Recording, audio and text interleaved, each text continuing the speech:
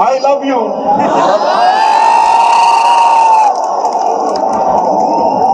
अभी हम सुन रहे हैं कि एक क्रिकेट टीम में बांग्लादेशी था, उसको हटा दिया गया। बराबर ये बांग्लादेश में हिंदुओं पर जुल्म हो रहा, मैंने भी उसकी मजम्मत की। मगर ये तो बताओ मोदी जी, अगर बांग्लादेश में किसी की मॉब लिंचिंग होती है तो आपको गुस्सा आता है, मगर महाराष्ट्र के जलगांव में जिस बच्चे को मारा गया था उसके ऊपर आपको गुस्सा क्यों नहीं आता मोदी जी, फडणवीस जी? सबसे पहली मॉब लिंचिंग 2014 में मोदी की हुकूमत बनने के बाद ऊना में मोहसिन शेख की हुई थी और जलगांव में सुलेमान पठान को उसी के दोस्तों ने मार मार कर उसको शहीद कर दिया।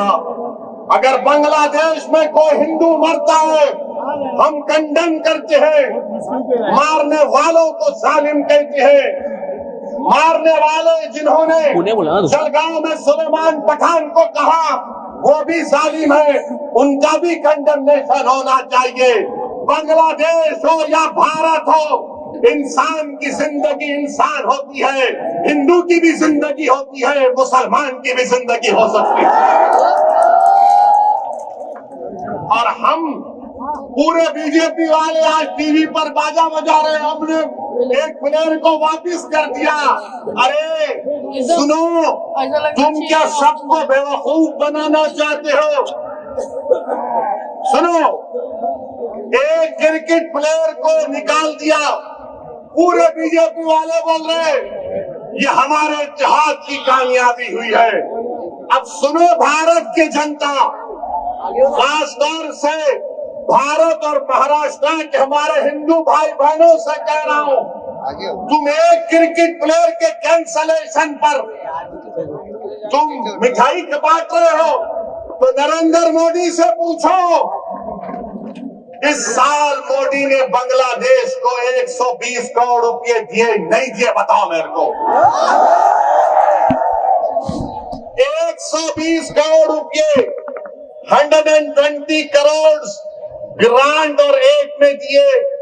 1160 मेगावाट की एनर्जी भारत से बांग्लादेश को जाती है। और सुनो हमारे हिंदू भाई बहनों, मोदी ने 10 साल में बांग्लादेश को लेटर ऑफ क्रेडिट कितना दिया? $8 बिलियन। $8 बिलियन। और तुम असदुद्दीन ओवैसी को गाली देते हो। सुनो, मैं किसी मजहब का खिलाफ ना कभी रहूंगा इंशाअल्लाह ताला, मगर अगर मजलूमों से इंसाफ का मुतालबा करना, अगर मोहसिन शेख के कातिलों को सजा दिलाने की बात करना, अगर जलगांव के सुलेमान पठान खान को जिसके दोस्तों ने उसको मारा उनको कफर किरदार तक पहुंचाने की बात करना अगर जुर्म है तो खुदा की कसम जब तक जिंदा रहूंगा जुर्म करता रहूंगा। और वो क्रिकेट प्लेयर की सुनो, वो क्रिकेट प्लेयर, वो टीम ने उसको 10 करोड़ में खरीदा। आपने बांग्लादेश को 120 करोड़ रुपए 2025 में दिए एड और ग्रांट में। 1160 मेगावाट पावर बांग्लादेश को भारत से जा रहा है। और 10 साल में मोदी की हुकूमत ने एलओसी दिया $8 बिलियन का, $8 बिलियन का। और तुम नफरत करते हो मुसलमानों से। मैंने पार्लियामेंट में खड़े होकर कहा था कि बांग्लादेश की हमारे हिंदू भाई बहनों की मंदिरों का तहफ्फुज होना चाहिए। आप पैसे दे रहे हैं और यहाँ पर बीजेपी के लोग, क्योंकि महाराष्ट्र के इलेक्शन है, महाराष्ट्र की और मुंबई की जनता को बोल रहे देखो हमने बांग्लादेशी को भिजा दिया। अरे एक तो एक और को भिजाओ ना जो मोदी की बहन बनकर दिल्ली में बैठी हुई है। क्या आप चाहते हो मोहतरमा बांग्लादेश जाए? आप चाहते हो बांग्लादेश को दे दिया जाए? तो लगाओ नारा, नारे तकबीर। मोदी जी सुनो, ये आवाज आ रही है, लेके जाओ, उसको निकालो, उसको पहुंचाओ बांग्लादेश। और दूसरी बात अभी खत्म नहीं हुआ मोदी के ऊपर। आज